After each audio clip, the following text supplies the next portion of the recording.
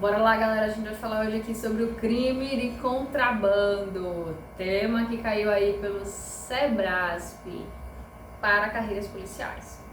Olhem só, esse tema traz a questão lá do que significa, né, o crime de contrabando e quais são as implicações, quais são os produtos mais contrabandeados no Brasil e o que é que o Brasil, né, pode fazer para resolver essas questões. Bora lá, então é sobre isso que a gente vai falar aqui nesse bloquinho. É contrabando, o transporte, né, a importação, a exportação de mercadoria que dependa de alguma lei especial ou que seja proibida de ser comercializada no país.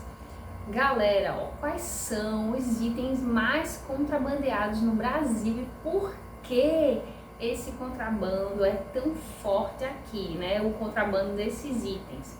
A gente sabe que aqui no Brasil contrabandia-se muito o cigarro, os medicamentos, né? Drogas, as drogas ilícitas e armas. Então, esses são os produtos mais contrabandeados no país. As leis têm sido rigorosas com relação às drogas, por exemplo, né? Então, lá o pacote anticrime, né, de 2019 enrijeceu, né, as punições em relação às drogas. Só que é o seguinte, o enrijecimento das legislações nem sempre solucionam os problemas. É fato que depois do pacote anticrime, a gente acabou lotando ou superlotando os presídios femininos. Isso aí já é um assunto que a gente abordou aqui num outro tema, né, aqui no canal. Então, quando a gente aumenta o rigor de uma lei, geralmente isso vai resvalar num outro ponto. É importante que a gente esteja sempre avaliando por que a gente encheu aí os presídios femininos com esse rigor maior, essa punição maior com relação às drogas. Porque nós sabemos que as mulheres são cooptadas pelos agentes, né? Os aliciadores aí no campo do tráfico de drogas, por serem mais vulneráveis, por serem menos visadas pelas polícias, né? Pelos órgãos de controle. Então, elas muitas vezes são usadas por serem pessoas que precisam cuidar da família sozinhas, muitas vezes são mães solteiras, vivem em situação de instabilidade financeira, né, de vulnerabilidade, e por esse motivo acabam entrando nesse mundo. E agora os presídios estão com muitos casos de mulheres que estão sendo presas aqui no Brasil por causa de tráfico de entorpecentes, tá? Então, aumentar o rigor de uma lei nem sempre é a solução para o problema. Aqui no Brasil a gente tem um outro caso, então aumenta-se o valor do produto, por exemplo, do cigarro, e restringe-se a utilização, né? Agora os cigarros, vocês veem, eles não estão mais sendo vendidos como antes, eles são vendidos numa prateleira diferente dos supermercados. Tem aquela imagem, né, aquela associação negativa agora que a gente encontra nos cigarros, né, a foto de alguém com câncer de pulmão, de esôfago, de estômago, e essa imagem já cria certa repulsa. Então, a gente chegou num momento, né, vejam, lembrem que a indústria do consumo incentivava a venda do cigarro na década passada, né? Nas três décadas atrás, mais ou menos, na época que os nossos pais estavam mais ou menos na idade da gente.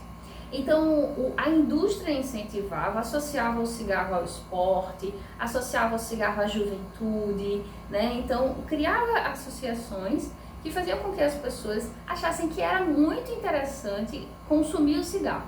Então, era uma droga lícita, as pessoas começaram a se viciar, e 3 décadas depois surgiram os problemas de saúde. A demanda para o sistema de saúde começou a aumentar muito, e com essa demanda lá no sistema de saúde, acabou que ficou mais caro para o SUS cuidar das pessoas que estão com problemas decorrentes do uso do cigarro do que o que se ganha com a venda desse produto.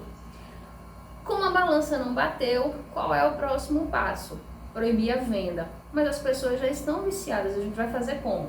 Então vamos tentar dificultar essa venda. Então a gente aumenta o valor do produto, restringe a utilização e agora vai ficar mais difícil das pessoas consumirem. Beleza, a gente vai dificultar, tudo bem. Aí o que é que acontece ali na América Latina? O Paraguai começa a traficar, né, a contrabandear, na verdade, o cigarro para o Brasil. Então aqui os brasileiros começam a encontrar um cigarro que está a quase R$10 no mercado. Ele começa a encontrar um cigarro ali por R$1,50, que é de uma qualidade inferior, mas é o cigarro, ele está viciado, ele vai e compra. Então, ele está comprando um cigarro a R$1,50 que vem do Paraguai, que é um cigarro sem imposto. Então, os cofres públicos estão sofrendo com esse problema, né? Porque eles não estão recebendo o imposto pelo produto. Porque o produto o que está sendo consumido é o contrabandeado. Da mesma forma, acontece com os medicamentos que entram sem receitas aqui no Brasil, né? E são vendidos de forma ilegal também, entram sem impostos, né? E esses medicamentos podem muito bem não estar, né, porque não passaram pelos órgãos reguladores, podem não estar como é que eu posso dizer assim, na plena condição de uso, a gente não sabe. E também quando o produto é fruto de contrabando, nada é garantido, galera. Então sim, o contrabando pode gerar problemas sim para a saúde pública, tá? Porque alguns dos produtos, tanto como o cigarro aí, os dois exemplos que eu dei, quanto o da indústria farmacêutica, né, os produtos que entram aí, os medicamentos, os dois sofrem problemas quando não passam pelos órgãos regulatórios ou pela fiscalização do mercado formal do Brasil, tá? Então, outros produtos aí que são também contrabandeados e que o governo tem pouca, digamos assim, mobilidade em relação a eles, são as armas, né? São as drogas ilícitas.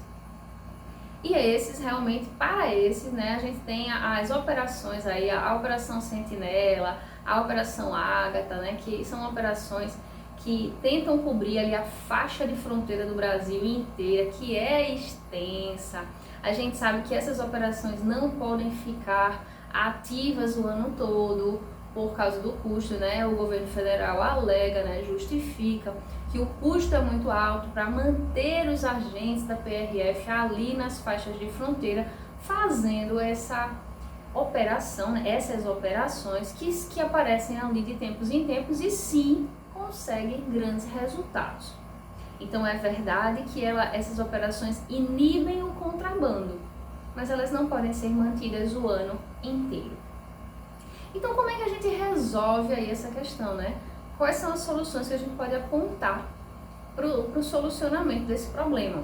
A gente pode trazer a ideia da fiscalização de fronteira, aumento de investimentos em efetivo da PRF. É importante que a gente tenha mais agentes da PRF. É importante que se invista em políticas de fronteira, tá? Que a inteligência desenvolva, né, da polícia aí federal, desenvolva formas de articulação, inclusive diplomáticas com outros países, como o Paraguai, que contrabandia para cá, para o Brasil, de forma, digamos assim, tão larga, né, tão abrangente.